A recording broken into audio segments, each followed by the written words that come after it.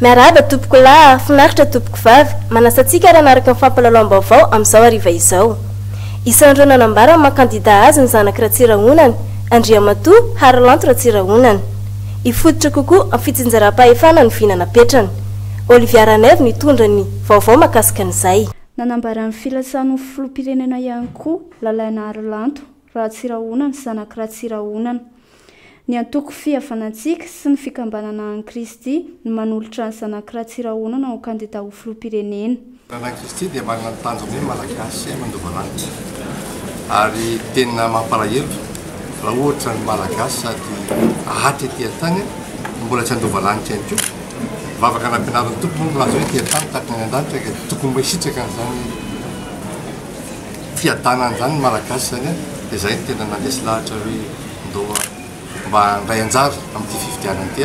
Fa ny tompony manendry, ny tompony mifidy dia zay sitrapon'Andriamanitra eo no andrasanao anatin'izy. Mifototra sy vinanapetrana ny ampiatra ny fitsinjaram-pahefana miainga eny anivon'ny fokontany ary anisan'ny tanjona hitsoroan'ny atokony ny fahendreny sy ny fahamarinana ary ny fatahorana an'Andriamanitra amin'ity fifidianana ho filoham-pirenena ity. Zay dia tena ampiatra mihitsy ilay fitsinjaram-pahefana amin'ny lafiny rehetra. Hatrany amin'ny fokontany io omena budget ny fokontany satria any angeny vahoaka amena vola ny fokontany ahafahany miasa ao anatin'izy mampandroso ny firenena karakara vahoaka any am-potony fa tsy mivoatahiry aty centrale toy ny vola rehetra.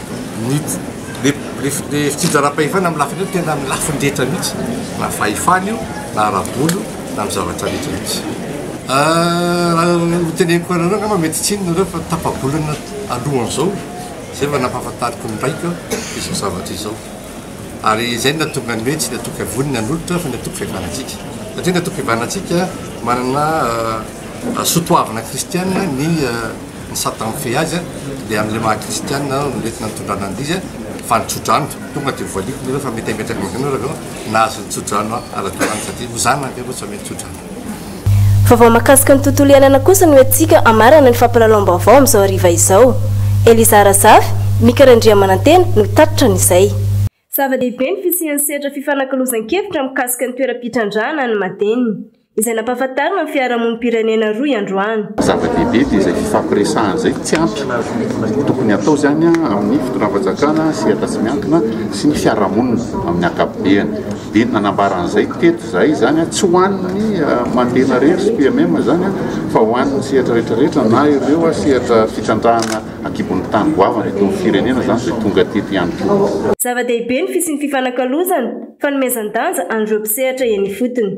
Anankiray goavana be koa zany tamin'ny échange zay natao teto le fagnomezana amin'izay lanja sy voninahitra zay zareo avy fotony satria iarahantsika mahafantatra fa matetika zany zareo regny no tena no iantrefa ny zavatra ataoko hoe mety tsy milamy fa considération zareo regny manomboko zao zany zava-dehibe ary zay miantony zareo tafiditra tagnatin'le tripartite ny fanjakana ny société civile ary ny communauté zay miaraka ifanakalo hevitra mba ahafahan'izay lamina zay ipetraka tsara itonga amin'izay amin'ny fitantanana tsara maharitra ho isy tombotsoa ho an'ny rehetra.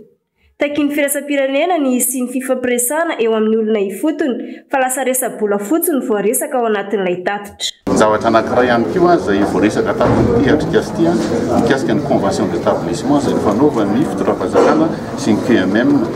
Izy moa zany mazava ho azy fa tokony atao isaky ny 5 taona dia avoziny izy amin'izao fotoana izao fa ny zavatra anisan'ny takinay atao amin'ny firaisamonim-pirenena dia mba tsy ho ny zay tsy mitaky anosiny an'ilay izy fa ifanjara ny fanjakana sy secteur privé zay fa tokony mba misy any kosa zany fifampiresahana amin'ny firaisamonim-pirenena sy ny olona ny fotony ihany koa fa lasa ny contenu an'ilay izy ohatrany lasa resa-bola fotsiny zany ny ao anatin'ilay izy resaka hoe fiscale et douanière fa tokony le resaka fampandrosoana maharitra ho an'ny Madagasikara sy ho an'ny olona fotony indrindrindrindra tokony mba resahana ao anatiny ihany ary mbola tsy tara amin'izao fotoana izao satria mbola tokony handalo amin'ny assemblée nationale izy iny la karazana lalàna zany miangavy izay firaisamonim-pirenena raha mba afaka manome sosikevitra fanatsarana azy. Izay ihany koa no antsika marana n'ity fampalalao-baovao ity amin'izao hariva izao. Manasanao ary anaraka ny fampalalao-baovao amin'ny manaraka indray. Misaotra tompoko lahy, makasitraka tompoko vavy.